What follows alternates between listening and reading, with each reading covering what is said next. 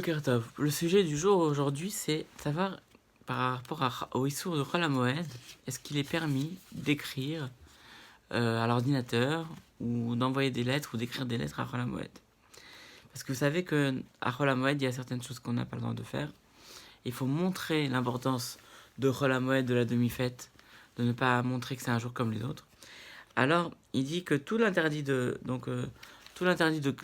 d'écrire à Chol HaMoed, c'est uniquement avec des lettres majuscules en hébreu, parce que c'est vraiment assez idiote, c'est quelque chose de professionnel.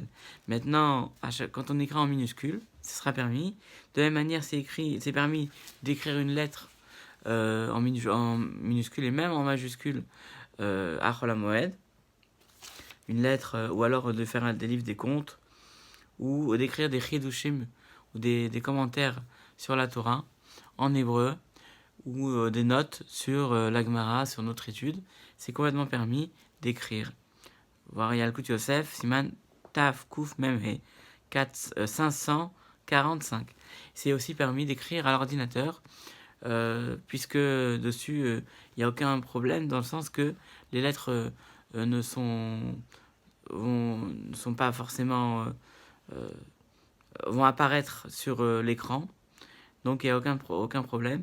Certains, juste, quand même, malgré tout, veulent montrer qu'ils font un chinou, ils font une différence et ils écrivent moins vite que d'habitude, ou ils écrivent avec une seule main. La côté ne rapporte pas forcément l'obligation de le faire, mais il est bien de le faire avec un chinouille, avec une différence par rapport à d'habitude et d'écrire moins vite.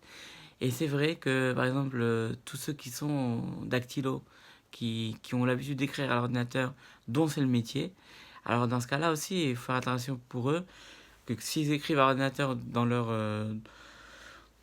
pour leur loisir, qu'ils écrivent pas aussi vite que d'habitude, parce que pour montrer la différence qu'ils ont avec le jour de semaine.